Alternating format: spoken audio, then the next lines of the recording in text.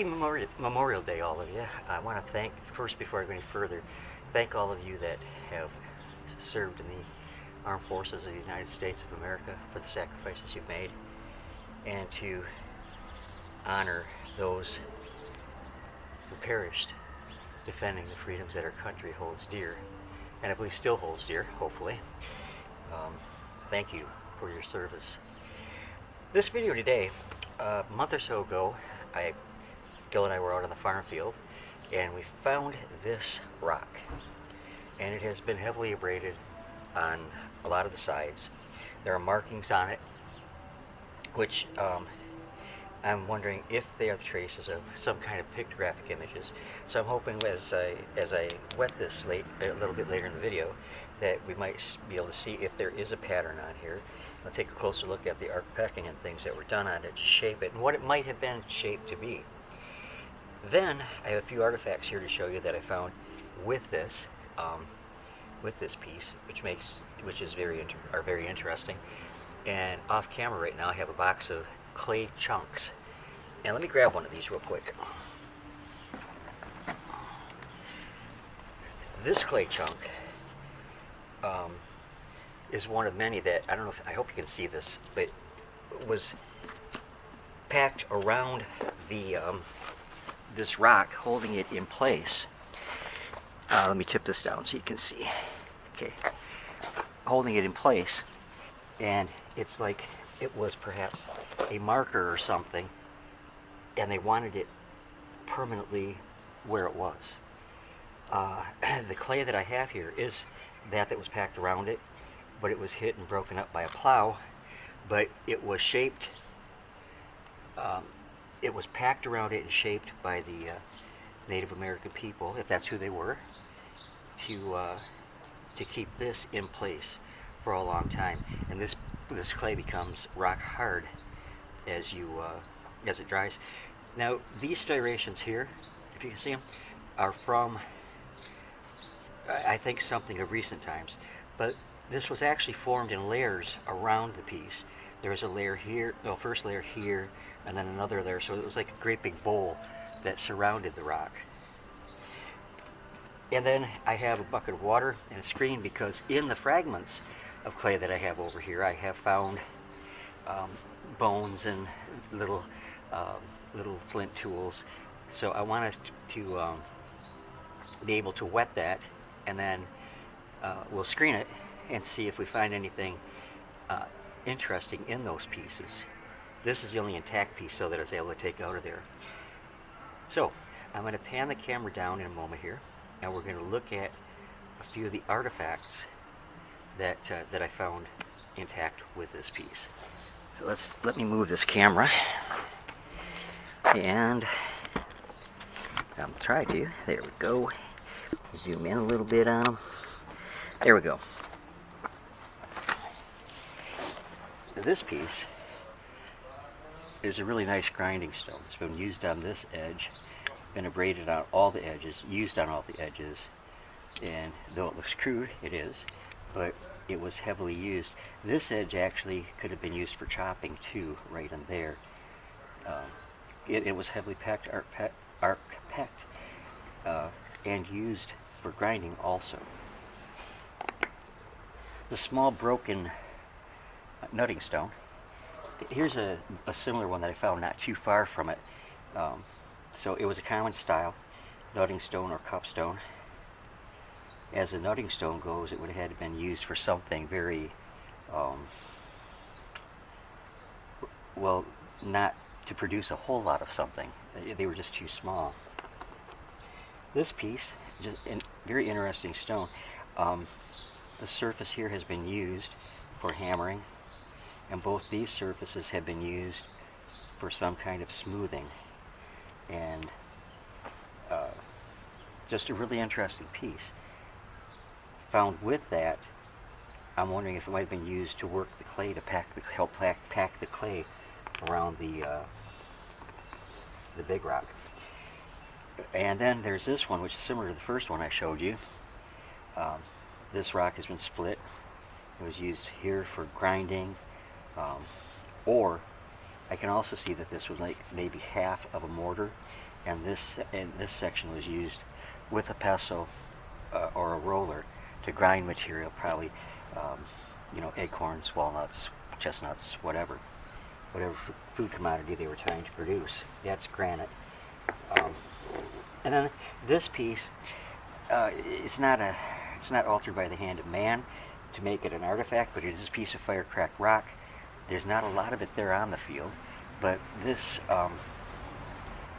fire-cracked rock shows that there was some kind of fire they had around this, maybe to dry the clay, or maybe some kind of ceremonial purpose.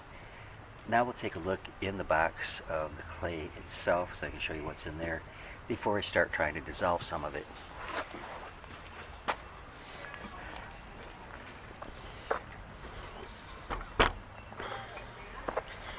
Okay, in here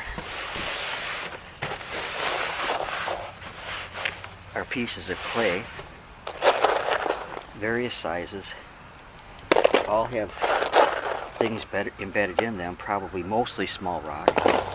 Here's a little bit larger one, and this one I'm probably going to leave intact too, because it should go with the piece that's over there that I just showed you. And you can actually see the layering of the clay, how they layered it around. They're better on here. There's a big layer of clay here and a big layer of clay there. So I really don't want to break that one apart, but we got a lot to look at, to search through here. Anyways, so let's go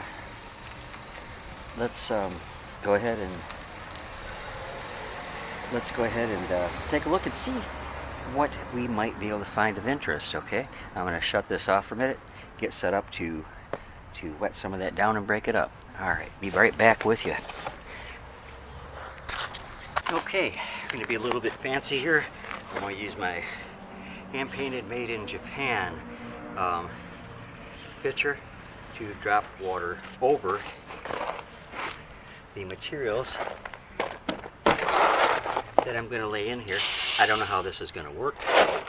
I've not experimented with this and never done this type of thing before. So let's take a look and see what happens, if anything, okay?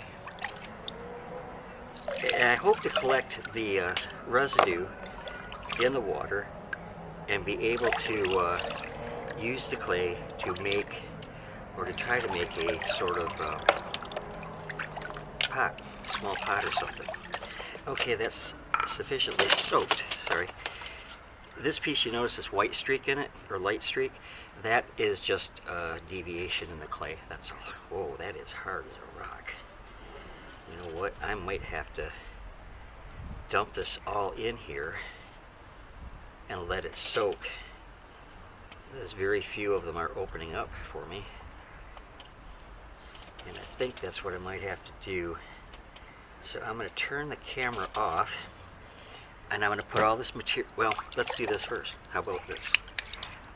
Dump all this in here, and I'll screen the residue. Or not, I mean, yeah, after I get the big pieces out, once it's done, I will then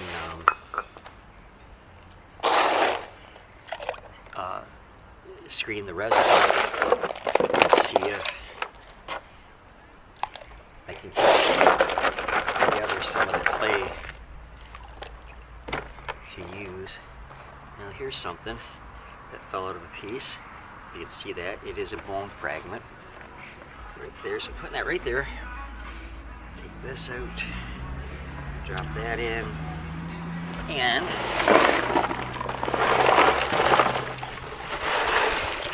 drop all the rest in. And we'll let it soak for like maybe a half hour or so. And then we'll come back to that. Now, let me move the camera again.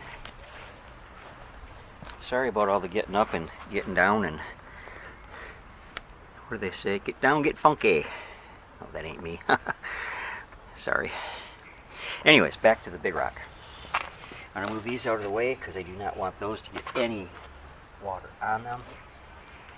But I was talking about what might match up to be some kind of symbolism. Or they could be tractor stripes, I'm not sure. But if you see here, there's orange orange color that I thought was red ochre. I'm not so sure now. But up here though it's more orange, and up here it does look like red ochre. So I don't know if you can see what I mean right here, but the streaks are definitely red, where these ones are rust color. So what I want to do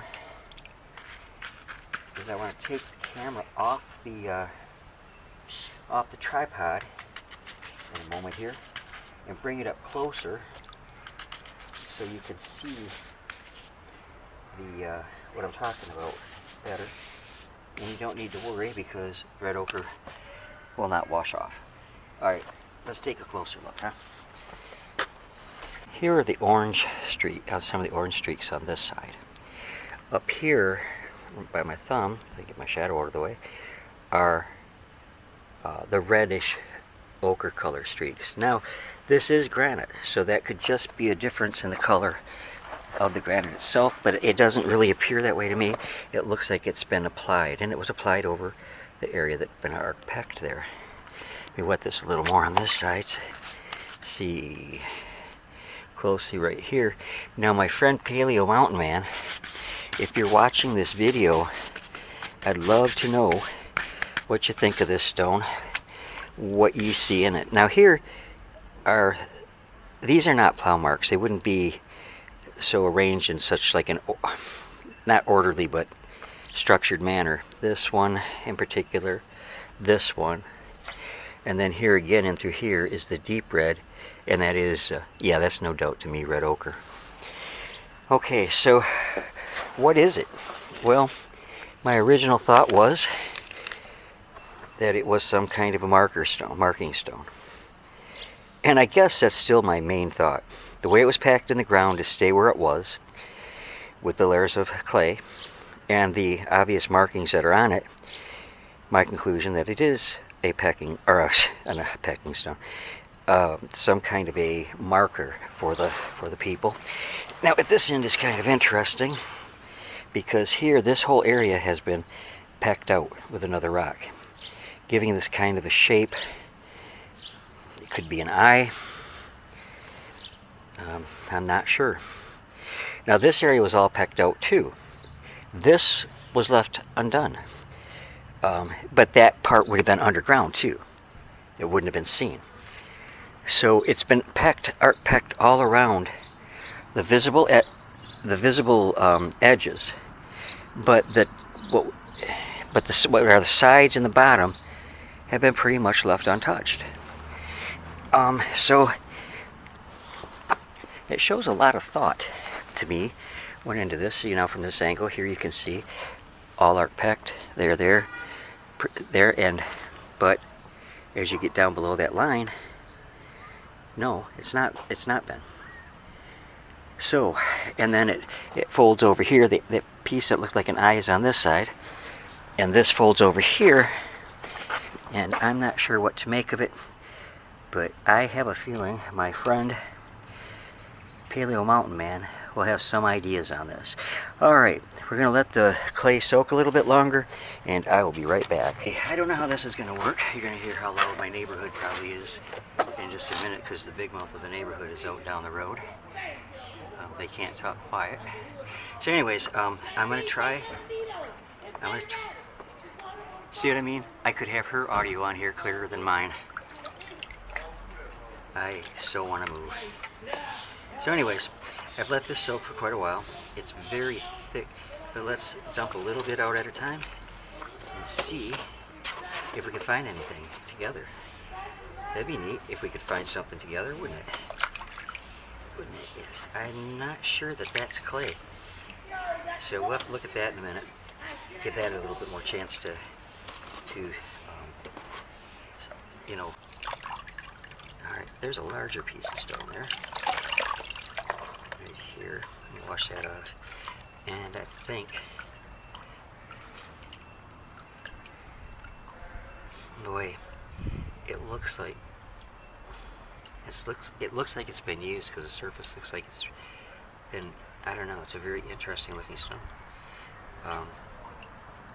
Maybe a natural formation, but that is pretty cool. It looks almost like a street plant a map of a street plan on it. And I'm not suggesting that's what it is.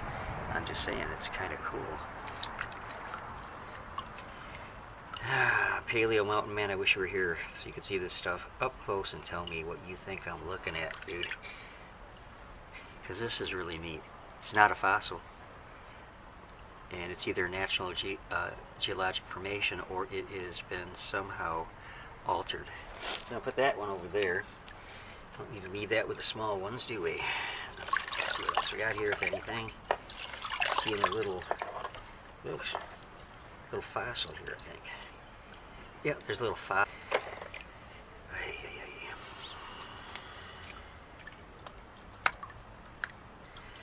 Let's see what we got next one. If anything. There's a piece of fire-cracked rock again. Wash it out a bit more. This, I showed you a piece of fire-cracked rock a second ago. Usually from the remains of campfires, or whatever.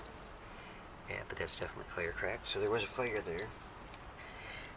And I don't know if it was a ceremonial spot, again because of the marker stone, or if it was just a later campfire. I think it was associated with that stone though. So this light piece here looks again similar to that one that it is. This is very similar to the one I just showed you that looked like it had the road map on it. This might actually be from that piece. I don't know, but they are the same kind of stone. No, because this one's not broken. This one is of the same type of material. Definitely take a closer look at those. And then another larger rock. But I'll tell you what, friends, I'm going to turn this off, and if I start to see anything that I think is good, I will turn the camera back on and let you see. Alright, here we go.